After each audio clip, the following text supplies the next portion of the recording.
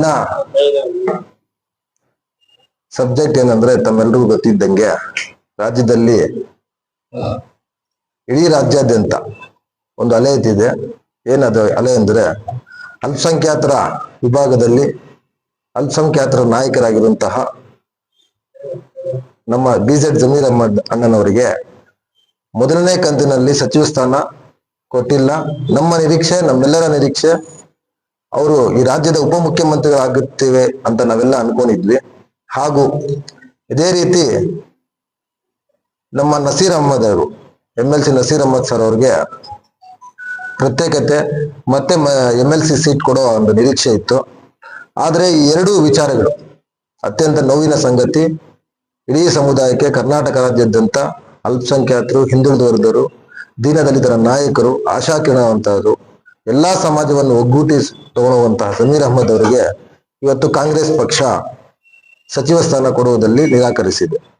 ಮಾನದಂಡಗಳು ಏನೇ ಆಗಿರಬಹುದು, ಆದರೆ ಅಲ್ಪಸಂಖ್ಯಾತ ಕಟ್ಟ ಕಡೆಯ ಒಂದು ಯುವಕರಾಗಿರ್ಬೋದು,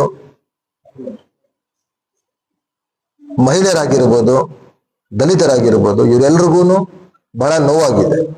ವಿಚಾರ ಯಾಕಂದ್ರೆ ಅವರು ಇನ್ನ ಒಂದು ಕಾರ್ಯವೈಖರಿ ಯಾವ ರೀತಿ ಇತ್ತಂದ್ರೆ, ಅವರು ಕೊಟ್ಟಿರೋ ಜವಾಬ್ದಾರಿ ಸ್ಥಾನದಲ್ಲಿ ಸುಮಾರು 2,30,000 ಮನೆ ಕಟ್ಟುವ ಗುರಿ ಇಟ್ಟುಕೊಂಡಿದ್ರು. ಅವರು ಹೌಸಿಂಗ್ ಬೋರ್ಡ್ ಅಲ್ಲಿ ಅವ್ರು ಕೊಟ್ಟಿರೋ ಖಾತೆಯಲ್ಲಿ ಮೊದಲನೇ ಕಂತಿನಲ್ಲಿ 20,300 ಚಿಲ್ಲರೆ ಮನೆಗಳು ಕೊಟ್ಟಿದ್ರು.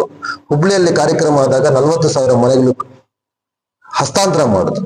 ಇದು ಏಕೈಕ ನಾಯಕ ರಾಜ್ಯದಲ್ಲಿ 2013 ಹಿಡಿದು 2004, 5, 13, 18 ಇಷ್ಟೆಲ್ಲಾ ಸರ್ಕಾರಗಳು ಹೋದ್ರು ಯಾರೂನು ಬಡವರಿಗೆ ಮನೆ ಕಟ್ಟುಕೊಡುವ ಒಂದು ಭಾವನೆ, ಒಂದು ಆಶೆ ಯಾರಿಗೂ ಇರ್ಲಿಲ್ಲ. ಇಷ್ಟಪಟ್ಟು ಅವರು ಎಲ್ರಿಗೂ ಬಡವರಿಗೆ ಒಂದು ಒಳ್ಳೇದಾಗ್ಬೇಕು ಅಂತ ಆ ಒಂದು ಸ್ಕೀಮ್ ನಲ್ಲಿ ಸಿದ್ದರಾಮಯ್ಯನವರಿಗೆ ಒಪ್ಪಿಸಿ 2023 ಸರ್ಕಾರದ ನಂತರ ಅದಕ್ಕೆ ಪ್ರತ್ಯೇಕವಾದ ಬಜೆಟ್ ಅನ್ನು ತಗೊಂಡು ಮನೆಗಳು ಕಟ್ಟುಕೊಡುವ ಒಂದು ಕಾರ್ಯಕ್ರಮವನ್ನು ಹಮ್ಮಿಕೊಂಡಿದ್ರು. ನಂತರ ತಾವೆಲ್ಲ ನೋಡ್ಬೋದು, ಆನೇಕಲ್ಲಿನಲ್ಲಿ 1,000 ಕೋಟಿ ದೇಶದಲ್ಲೇ 2ನೇ ಅತಿ ದೊಡ್ಡ ಸ್ಟೇಡಿಯಂ ಮೊನ್ನೆ ಉದ್ಘಾಟನೆ ಮಾಡಿದ್ದು ಜಮೀರ್ ಅಹ್ಮದ್ ಅವರ ಪೋರ್ಟ್ಫೋಲಿಯೋಲ್ಲೇ ಉದ್ಘಾಟನೆ ಆಗಿತ್ತು. ಇಂತಹ ಅನೇಕ ಕಾರ್ಯಕ್ರಮಗಳು ಬಡವರಿಗೆ ಎಲ್ಲಿ ಅಲ್ಪಸಂಖ್ಯಾತರಿಗೆ, ಎಲ್ಲಿ ದಲಿತರಿಗೆ ಎಲ್ಲಿ ಅನ್ಯಾಯ ಆಗುತ್ತೋ ಅವರು ಎದ್ದು ಬಂದು ನಿಂತು ತಡರಾತ್ರಿಯಲ್ಲಿ ಇದ್ದಿರ್ಬೋದು. ನೀವು ನೋಡಿರ್ಬೋದು, ವಿಕ್ಟೋರಿಯಾ ಹಾಸ್ಪಿಟಲ್ ಬೆಂಗಳೂರಲ್ಲಿ ಬಿಲ್ಡಿಂಗ್ ಕಾಂಪೌಂಡ್ ಗೋಡೆ ಕುಸಿತದಲ್ಲಿ 18ರಿಂದ 19 ಜನ ತೀರ್ಕೊಂಡ್ಬಿಟ್ರು. ಅದ್ರಲ್ಲಿ ತಮಿಳ್ನಾಡಲ್ಲಿ ಇದ್ರು, ಕೇರಳ ಅವರಿದ್ರು, ಬೆಂಗಳೂರವರು ಇದ್ರು. ಒಬ್ಬೊಬ್ಬರಿಗೆ ಒಂದೊಂದು ಮನೆಗೆ ಮೃತಪಟ್ಟ ಒಬ್ಬೊಬ್ಬರಿಗೆ 5-5 ಲಕ್ಷ ರೂಪಾಯಿ ಅವ್ರ ಸ್ವಂತ ಹಣದಿಂದ ಕೊಟ್ರು.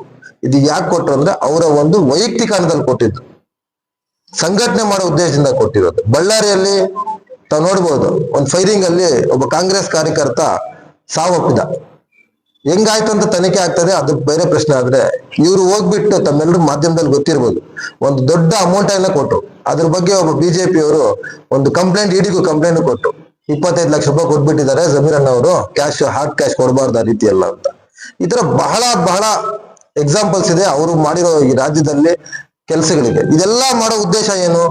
ಕಾಂಗ್ರೆಸ್ ಪಕ್ಷ ಸಂಘಟನೆ ಆಗ್ಬೇಕು ಅಂತ. ಅತಿ ಮುಖ್ಯವಾಗಿ ನಮ್ಮ ಸಮಾಜದಲ್ಲಿ ಇಡೀ ರಾಜ್ಯಾದ್ಯಂತ ಮಸೀದಿಗಳಿರುವ ಮೌಜನ್ ಸಾಬುಗಳಿಗೆ, ಮೌಲ್ವಿಗಳಿಗೆ ಹಾಗೂ ಹಜ್ ಕಮಿಟಿಯ ವಾಲಂಟಿಯರ್ಗಳಿಗೆ ತಾವು ನೋಡ್ಬೋದು, ಸುಮಾರು 2,000ಕ್ಕಿಂತ ಹೆಚ್ಚಾಗಿ ತನ್ನ ಸ್ವಂತ ಖರ್ಚದಿಂದ ಉಮ್ರಾ ಕಳಿಸಿದ್ದಾರೆ.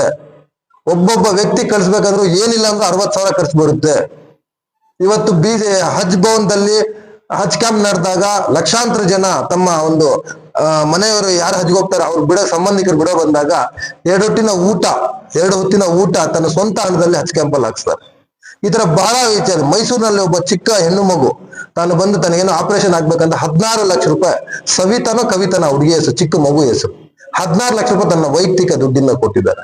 ಈ ತರ ಸುಮಾರು ಎಲ್ಲೇ ಹೋದ್ರು ಅವರು ಯಾರು ಬಡವರು ಕಾಣಿಸಿದ್ರೆ ತನಗಿಷ್ಟ ಬಂದಿದ್ದು ಎಲ್ಲಾ ಮಸೀದಿಗಳಿಗೂ ದೇವಸ್ಥಾನಗಳಿಗೂ ತನಗಿಷ್ಟ ಬಂದಿದ್ದು ವೈಯಕ್ತಿಕ ಸಹಾಯಗಳು ಮಾಡ್ಕೊಂಡು ಈ ರೀತಿ ಎಲ್ಲ ಕೆಲಸ ಮಾಡ್ಕೊಂಡ್ ಬಂದಿದ್ದಾರೆ. ಒಂದಂತೂ ಕಾಂಗ್ರೆಸ್ ಹೈಕಮಾಂಡ್ ಒಂದು ವಿಚಾರ ಗಮನಕ್ಕೆ ತರ್ತೀವಿ, ನಮ್ಮ ಸಮಾಜದಲ್ಲಿ ಇಡೀ ರಾಜ್ಯದಲ್ಲಿ ಇವತ್ತು ಯಾರಿಗೆ ಸಚಿವ ಸ್ಥಾನ ಕೊಡ್ಬೋದು, ಯಾರೇ ಅವ್ರಿಗೆ ಆಪಾದನೆ ಮಾಡ್ಬೋದು.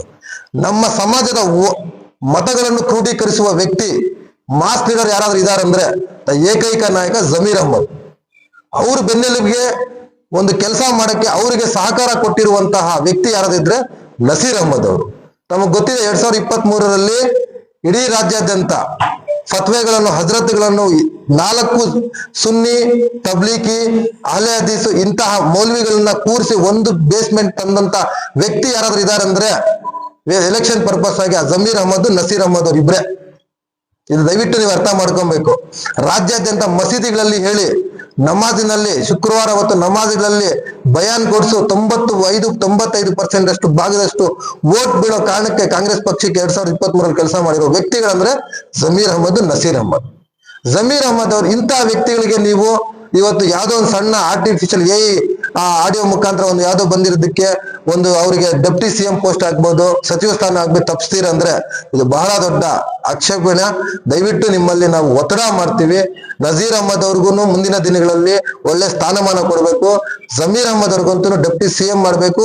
ಅದ್ರ ಜೊತೆಗೆ ಅವ್ರು ಏನ್ ಕಂಟಿನ್ಯೂಟಿ ಪೋರ್ಟ್ಫೋಲಿಯೋಗಳಿತ್ತು, ವಕ್ಫ್ ಅಲ್ಲಾಗ್ಬೋದು, ವಕ್ಫ್ ಮತ್ತು ಈ ಹೌಸಿಂಗ್ ಬೋರ್ಡ್ ಹೌಸಿಂಗ್ ಸೊಸೈಟಿದು ಅದನ್ನ 2 ಪೋರ್ಟ್ಫೋಲಿಯೋ ಕೊಟ್ಟು ಅವ್ರು ಉಳಿಕೆ ಆಗಿರುವಂತಹ ಕೆಲಸಗಳನ್ನು ಪೂರ್ಣ ಮಾಡಕ್ಕೆ ಇದು ಮಾಡಬೇಕು. ನಂತರ ನಮ್ಮ ಚಿಂತಾಮಣಿಗೆ ಜಮೀರ್ ಅಹಮದ್ ಅವರ ಕೊಡುಗೆ ಏನಂದ್ರೆ, ಜಮೀರ್ ಅಹಮದ್ ನಸೀರ್ ಅಹಮದ್ ಅವರು ಅಂದ್ರೆ ನಮ್ಮ ಸಚಿವರು ಡಾಕ್ಟರ್ MC ಸುಧಾಕರ್ ರೆಡ್ಡಿ ಅವರ ಒಂದು ನೇತೃತ್ವದಲ್ಲಿ ಏನು ಸಚಿವ ಸ್ಥಾನ ಅವ್ರು ಕೊಟ್ಟಿದ್ರು, ಅವ್ರಿಗೂ ಸಹ ಇವತ್ತು ನೀವು ಕಡೆಗಣಿಸಿದಿರೋ ಅಥವಾ ಒಂದು ಜಾತಿವಾರ ಇದ್ರಲ್ಲಿ ಇದು ಮಾಡಿದ್ದೀರೋ, ಅವ್ರು ಮಾಡಿರೋ ವೈಖರಿಯ ಬಗ್ಗೆ ನಾವು ನಿಮ್ಗೆ ಹೇಳಕ್ಕೆ ಸಾಧ್ಯ ಇಲ್ಲ. ನಮ್ಮ ಇಡೀ ಸಮುದಾಯ, ಚಿಂತಾಮಣಿ ಸಮುದಾಯದಲ್ಲಿ, ಚಿಂತಾಮಣಿ ಇತಿಹಾಸದಲ್ಲಿ ರಾಜ್ಯದಲ್ಲಿ ಯಾವುದೇ ಒಂದು ಮಸೀದಿಗಾಗ್ಲಿ, ದರ್ಗಾಗಾಗ್ಲಿ, ಈದ್ಗಾ ಕಾಂಪೌಂಡ್ಗಾಗ್ಲಿ 32 ಕೋಟಿ ಒಂದೇ ಒಂದು ಇನ್ಸ್ಟಿಟ್ಯೂಟ್ ಕೊಟ್ಟಿರೋ ಇತಿಹಾಸ ಯಾವ್ದಾದ್ರು ಇದೆಯಂದ್ರೆ ಅದು ಚರಿತ್ರೆಯಲ್ಲಿ ನಿಲ್ಲುವಂತ ಕೆಲಸ ಯಾರಿಗಾದ್ರೂ ಚೆಲ್ಲಬೇಕಾದ್ರೆ ಒಂದು ಸಚಿವ MC ಸುಧಾಕರ್ ರೆಡ್ಡಿ ಅವರಿಗೆ, 2ನೇದು ಜಮೀರ್ ಅಹಮದ್ ಅವರಿಗೆ, 3ನೇದು ನಸೀರ್ ಅಹಮದ್ ಅವರಿಗೆ. ನಮ್ಮ ಸಚಿವರ ಒಂದು ಸಹಕಾರ ಕೊಟ್ಟಿರೋದು ಜಮೀರ್ ಅವರು, ನಸೀರ್ ಅಹಮದ್ ಇವರಿಬ್ರು ಸೇರಿ ನಮ್ದೇ ರಾಜ್ಯದಲ್ಲಿ ಮುರುಗ್ಮುಲ್ಲ ದರ್ಗಾಗೆ 32 ಕೋಟಿ ಕೊಟ್ಟಿದಾರಲ್ಲ, ಇದು ರಾಜ್ಯದ ಇತಿಹಾಸದಲ್ಲೇ ಯಾವತ್ತು ಎಲ್ಲಿ ನಡೆದೂ ಇಲ್ಲ, ಇನ್ನು ಮುಂದೆ ನಡೀದೇ ಇರ್ಬೋದು. ಅತ್ಯಾಧುನಿಕ ಮಟ್ಟದಲ್ಲಿ ದರ್ಗಾವನ್ನ ಡೆವಲಪ್ಮೆಂಟ್ ಮಾಡೋದಕ್ಕೆ ತಂದಿರುವ ಗ್ರಾಂಟ್ ಅವರೇ ಬಂದು ಖುದ್ದು ಬಕ್ರೀದ್ ನನಗೆ ಹೇಳಿದ್ರು. ಮೊನ್ನೆ ನಾನು ಲಾಸ್ಟ್ ಟೈಮ್ ಹೋದಾಗ ನಾನು ಸುಧಾಕರ್ ಅಣ್ಣಗೂ ಹೇಳಿದ್ರು, ಹೇಳಪ್ಪ ಸುಧಾಕರ್ ರೆಡ್ಡಿ ಅವರಿಗೆ ಬಕ್ರೀದ್ ಆದ್ಮೇಲೆ, ಹಬ್ಬ ಆದ್ಮೇಲೆ ಬಂದು ನಾನು ನಸೀರ್ ಅಹಮದ್ ಬಂದು ಉದ್ಘಾಟನೆ ಶಂಕುಸ್ಥಾಪನೆ ಮಾಡ್ತೀವಿ ಅಂತ.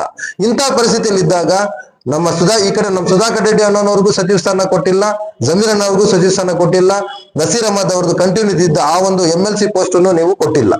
ಇದೆಲ್ಲಾನು ಹೈಕಮಾಂಡ್ ಅವರಿಗೆ ಒಂದೇ ಮನವಿ, ನಿಮ್ಮಲ್ಲಿ ಮುಂದಿನ ಬರುವ 28 ಚುನಾವಣೆಗೆ ಇದೆಲ್ಲ ಭಾರಿ ದೊಡ್ಡ ಒಂದು ಕಷ್ಟಕರವಾಗುತ್ತದೆ.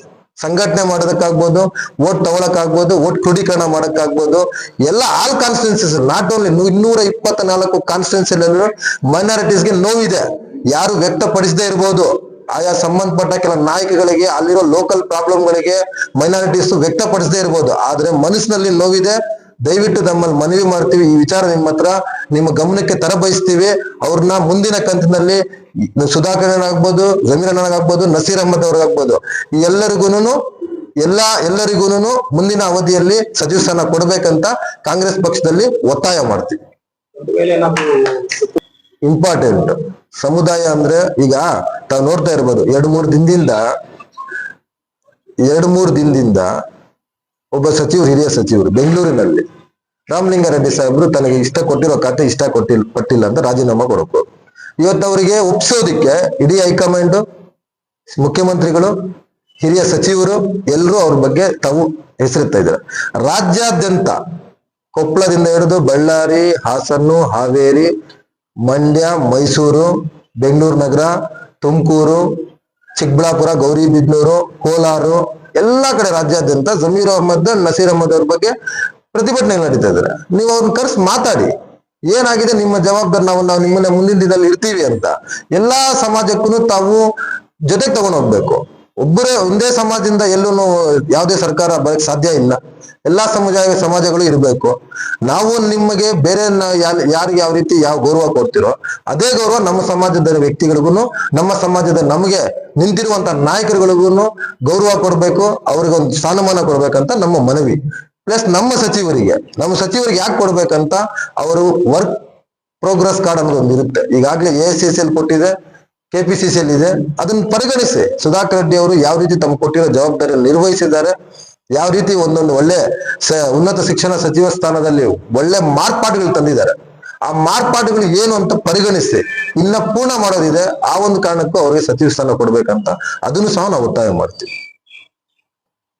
ಈಗ ಸುಧಾಕರ್ ರೆಡ್ಡಿ ಅವ್ರ ಪಾರ್ಟಿಯಲ್ಲಿ ನಾವ್ ಇಷ್ಟೆಲ್ಲ ಇದೀವಿ, ಕಾಂಗ್ರೆಸ್ ಪಕ್ಷ ನಾಯಕರು ನಾವ್ ಯಾರು ನಮ್ಮ ನಾಯಕರು ಅವ್ರು ಹೆಂಗ್ ಹೇಳ್ತಾರೆ ಆ ಪಾದದರ್ಶನಕ್ಕೆ ನಾವು ನಡೀತೀವಿ ಅಷ್ಟೇ, ಅದ್ರಲ್ಲಿ ಏನಿಲ್ಲ. ಒಪ್ಕೊಬೇಕು. ರಾಮಲಿಂಗಾರೆಡ್ಡಿ ಅವ್ರ ಸಚಿವ ಸ್ಥಾನ ರಿಟರ್ನ್ ಕೊಟ್ಬಿಟ್ಟು ಖಾತೆ ಒಪ್ಕೊಳ್ಳಿಲ್ಲ ಅಂತ ಇವತ್ತಿನ ರಾಜೀನಾಮೆ ಹೇಗೆ ನೆನ್ನೆ ವಾಪಸ್ ತಗೊಂಡ್ಬಿಟ್ರು, ಅದೇ ರೀತಿಯಲ್ಲಿ ನಮ್ಮ ನಾಯಕರಿಗೂ ಒಪ್ಸಿ, ಅವ್ರೇನು ನಿಮ್ಗಿಂತ ದೊಡ್ಡವರಲ್ಲ, ಅವ್ರಿಗಿಂತ ದೊಡ್ಡವ್ರು ಯಾರು ಅಲ್ಲ, ನಮ್ಮ ಸಮಾಜದಲ್ಲಿ ನಮಗ್ ದೊಡ್ಡವರು, ಅವ್ರಿಗೆ ಒಪ್ಸ್ಬಿಟ್ಟು ಅವ್ರಿಗೆ ಏನಿದೆ ಅವ್ರ ಸ್ಥಾನಮಾನ ಕೊಳ್ಳಿ ಅನ್ನೋದು ಒಂದು ನಮ್ಮ ಒತ್ತಡ. ನಮ್ಗೆ ಪಾರ್ಟಿ ಮುಖ್ಯ, ನಮ್ಗೆ ಲೀಡರ್ಸ್ ಮುಖ್ಯ ಮುಖ್ಯ.